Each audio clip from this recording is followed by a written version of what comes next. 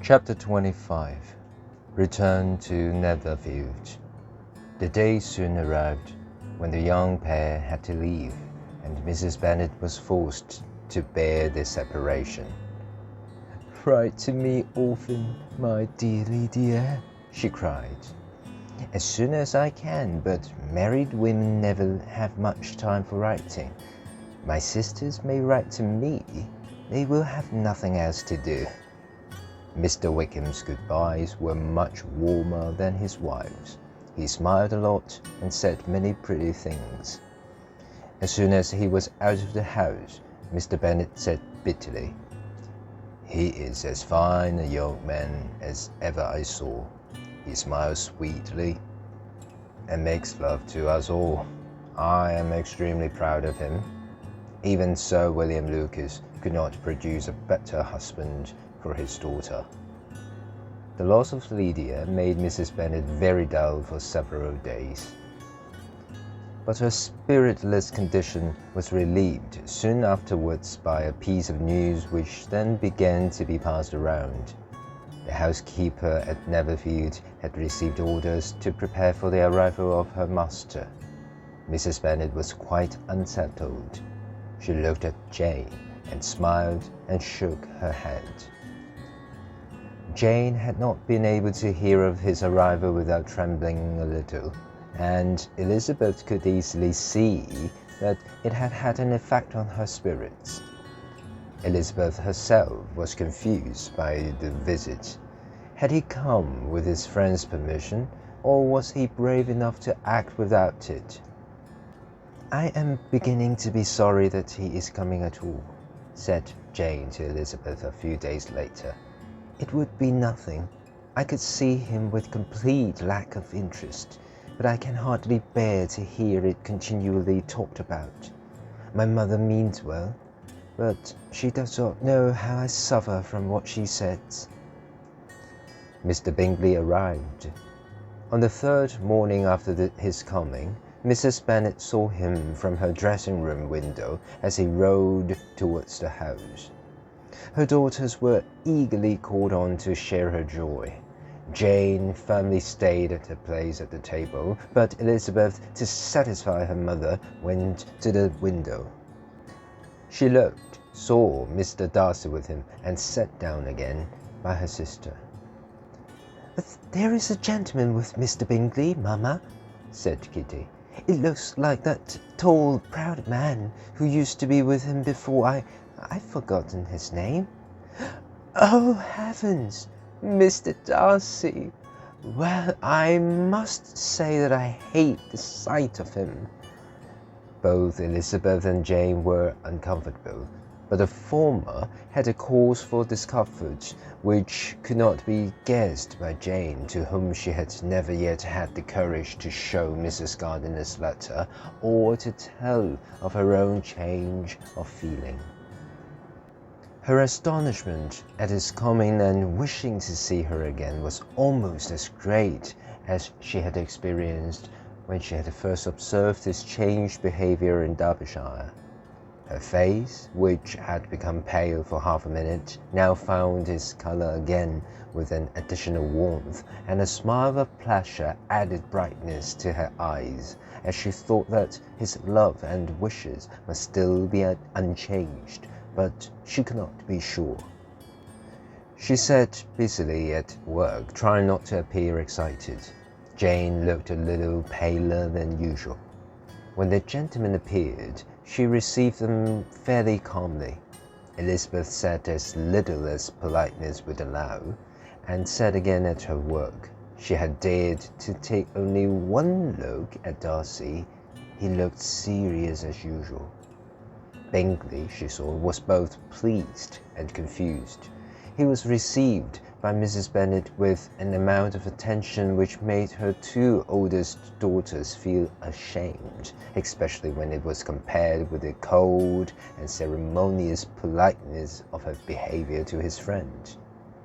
Elizabeth especially, who knew what her mother owed to Mr. Darcy. Darcy said hardly anything to her. He was not seated by her, so perhaps that was the reason for his silence. when sometimes, unable to prevent it, she raised her eyes to his face, she found him looking at Jane quite as often as at herself. She was disappointed and angry with herself for being so.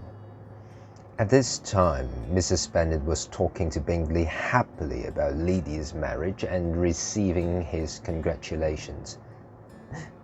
"It is a satisfying thing, to be sure, to have a daughter married," Mrs. Bennet continued, "but at the same time it is very hard to have her taken away from me.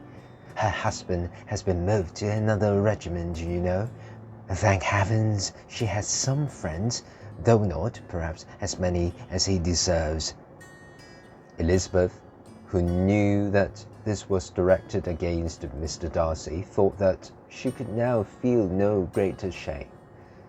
But her discomfort soon received relief from seeing how much the beauty of her sister was bringing back the admiration of her former lover, who seemed to be giving her more and more of his attention. When the gentlemen rose to go, they were invited to eat at Longbourn in a few days' time. As soon as they had gone, Elizabeth walked in the garden to recover her spirits. Mr. Darcy's behaviour astonished and confused her. She could explain it in no way that gave her pleasure. Why did he come at all if it was only to be silent and serious? If he fears me, why come here? If he no longer cares for me, why be silent? Annoying man, I will think no more about him. Her sister approached and joined her with a cheerful smile. "Now," she said, "that this first meeting is over, I feel perfectly relaxed, and I am glad that he will eat here on Tuesday. It will then be publicly seen that we meet only as ordinary and uninterested acquaintances."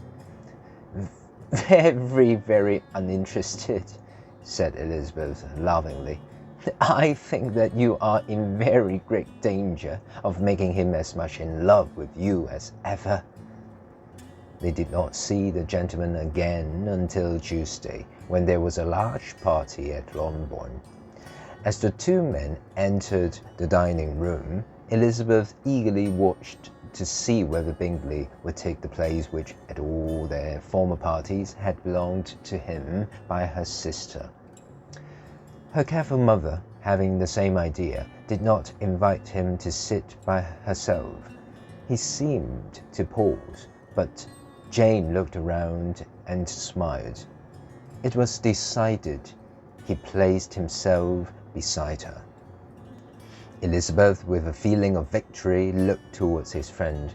He bore it well, and she would have imagined that Bingley had received his permission to be happy if she had not seen his eyes turned towards Mr. Darcy with an expression of anxiety. His behaviour towards her sister during dinner showed such admiration that Elizabeth believed that, if left completely to himself, Jane's happiness and his own would be speedily gained. Mr. Darcy was on one side of her mother. She knew how little such a situation could give pleasure to either. She was not near enough to hear any of their conversation, but she could see how rarely they spoke to each other, and how formal and cold their manner was whenever they did.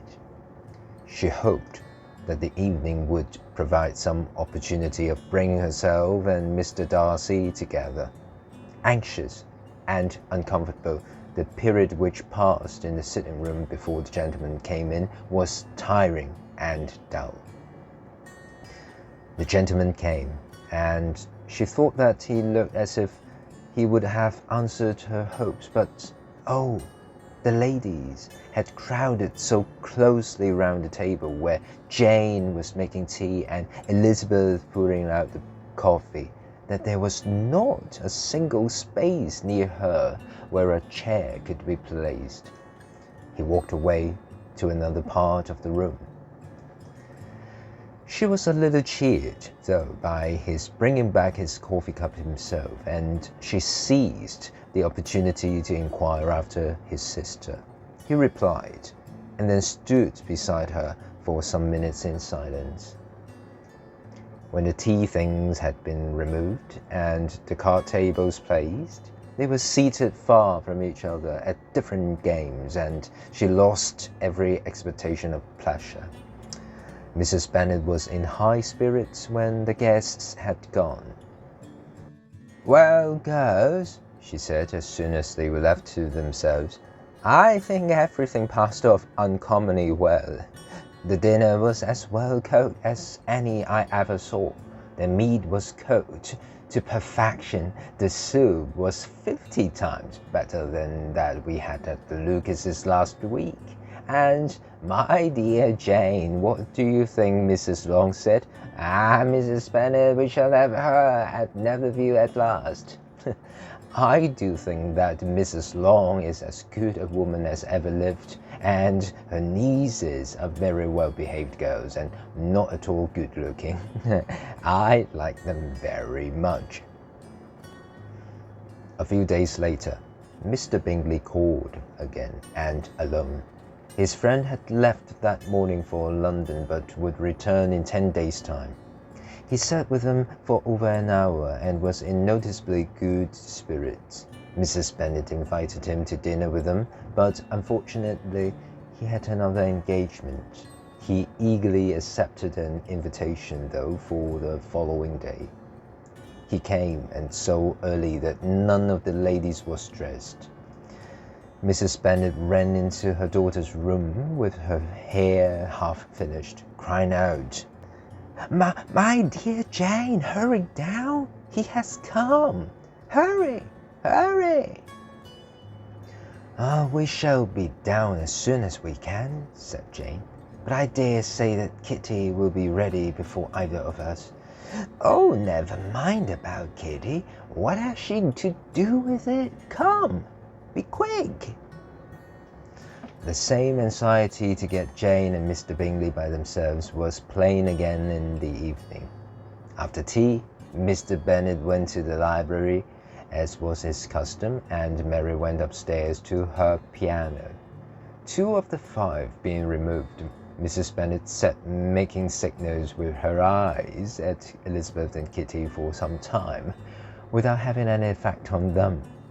Elizabeth did not take any notice, and when at last Kitty did, she said in surprise, "Oh, what is the matter, mother? Is something wrong? What should I do?" "Nothing, child, nothing." 5 minutes later, she suddenly got up, and saying to Kitty, "Come here, my love, I want to speak to you," took her out of the room. A look from Jane begged Elizabeth to remain, but when some moments later the door half opened, and her mother called out that she wanted her, she was forced to go. Her mother announced her intention of sitting upstairs, and as soon as she was out of sight, Elizabeth returned to the sitting-room. Bingley was everything a gentleman should be for the rest of the evening. He bore all Mrs. Bennet's silly remarks with the greatest patience. After this day, Jane said no more about being uninterested. Elizabeth believed that all must speedily be brought to a successful ending, unless Mr. Darcy returned too soon. She felt, though, that all this must be happening with that gentleman's approval. Bingley spent the next morning shooting with Mr. Bennet, and returned with him to dinner. After the meal, Elizabeth had a letter to write, and, believing that the others were all going to sit down together to cards, she went to her own room. But on returning to the sitting-room, she found that her mother had again been arranging matters. Her sister and Bingley were standing together by the fireplace as if in serious conversation, and the faces of both, as they quickly turned and moved away from each other, told everything. Not a word was said by either, and Elizabeth in her confusion was just going away again when Bingley suddenly whispered a few words to her sister and ran out of the room. Jane could have no secrets from Elizabeth, and immediately admitted that she was the happiest being in the world. Elizabeth's congratulations were given with sincerity and pleasure. Jane then ran to her mother. In a few minutes, Elizabeth was joined by Mr. Bingley, whose conversation with Mr. Bennet had been short and successful. He claimed her good wishes and love as a sister, and they shook hands with great pleasure. It was an evening of excitement for them all. Jane's happiness made her look more beautiful than ever. Kitty smiled and hoped that her turn was coming soon. Mrs. Bennet could not express her feelings often enough, and when Mr. Bennet joined them at supper, his voice and manner plainly showed how happy he was. Not a word passed his lips about it until his visitor had gone. He then turned to his daughter and said, "Jane, I congratulate you. You will be a very happy woman." Jane went to him, kissed him, and thanked him for his goodness. "You are a good girl," he replied, "and I have no doubt that you will suit each other. You are each so ready to give way to the other that nothing will ever be decided on, so trusting that every servant will cheat you, and so generous that you will always spend more than your income." "Spend more than their income?" cried his wife. "My dear Mr. Bennet, what are you talking of? He has £4,000 or £5,000 a year, and very likely more." Then, addressing her daughter, "Oh dear, my dear Jane, I'm so happy. I am sure that I shall not get a moment's sleep tonight. I knew that you could not be so beautiful for nothing. Oh, he is the best looking young man that ever was seen." Wickham, Lydia were all forgotten. Jane was at that moment her favourite child, and she cared for no other. Bingley, from this time, was of course a daily visitor at Longbourn. The situation could not remain a secret for long. Mrs. Bennet whispered it to Mrs. Phillips, who passed on the news without permission to all her neighbours. The Bennets were spoken of as the luckiest family in the world, though only a few weeks before, when Lydia had run away, they had been generally believed to be the most unfortunate.